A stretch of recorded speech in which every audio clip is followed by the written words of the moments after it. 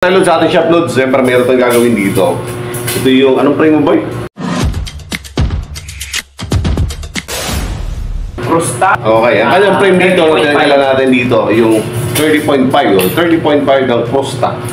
So, ang kanyang hubs dito, stock to. So, stock lang, Bonitas type lang to.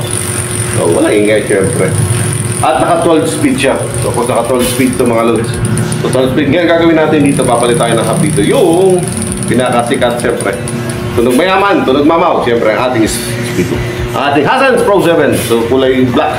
Ang ating lalagay dito na Hassans yan, Hassans. 3.5 to. So, ibig sabihin, hindi tayo magpapalit ng rayos. Stock pa rin gagamitin natin dito. Ang hub lang ating papalitan. Stock ng rim, stock ng hub lagay natin dito. Babalik lang natin. Mga taas ni Kalimit. Kumalik po. So, ito nung ano, so nakalasa natin ang kanyang rayos. So, kinakabit natin na ating Hassans Pro 7. Ayan, ayan. Sabakan nyo mamaya nun, nakabit natin mamaya. So, tapos ito, siyempre, alignment tayo.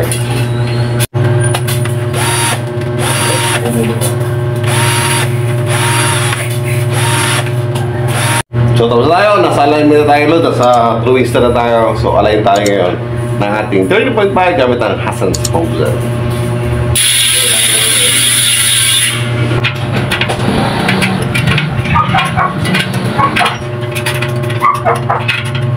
So mga loads, natapos natin ating alignment. So align na natin ito mga loads ng ating Hassans Pro 7. So gusto yan, okay na alignment natin. So tapos na natin ito. In 30 minutes, so tapos natin alignment natin. Then sabi, ito ay naka 12 speed, diba? So lagyan natin ito ng 12 speed na cogs. Kasi ito yung stock niya is 12 speed. So ito yung ating kanyang cogs na 12 speed na stock. So, ikakabit natin dito sa ating Hassans Pro 7. Hassans Pro 7 itong kalasa, 12 speed to. So, bilang natin, parang ito nyo. 1, 2, 3, 4, 5, 6, 7, 8, 9, 10. Plus 2 is 12 speed. Laro yan, 12 speed. So! Paspasan kita dyan.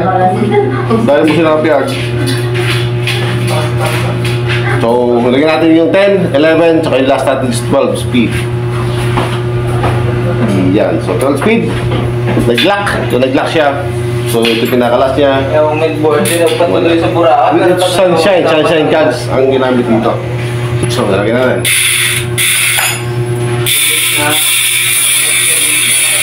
So, Hassans Pro 7, 30.5 ang ring. Hassans Pro 7, 12 speed. So, okay na.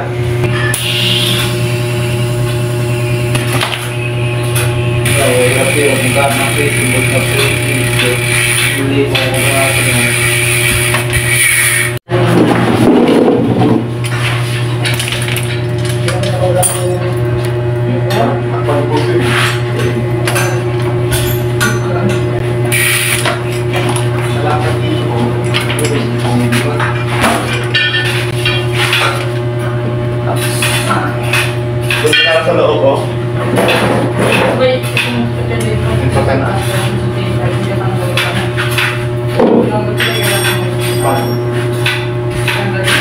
Kalau naglabasin ang kuhan?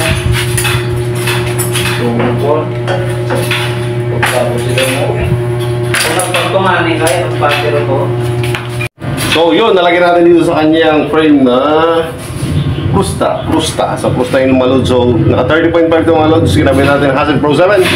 Hassans Pro 7 doon, available tayo dyan sa Yellow Basket. Available tayo dyan. So by pair, so nasa mura ngayon natin Hassans Pro 7. Sa kulay black na to. And then 6 balls, 3 ito, available tayo. Roxel at QRAD. So kulay, marami tayo dyan. 32 holes at 36 holes available tayo mga loads.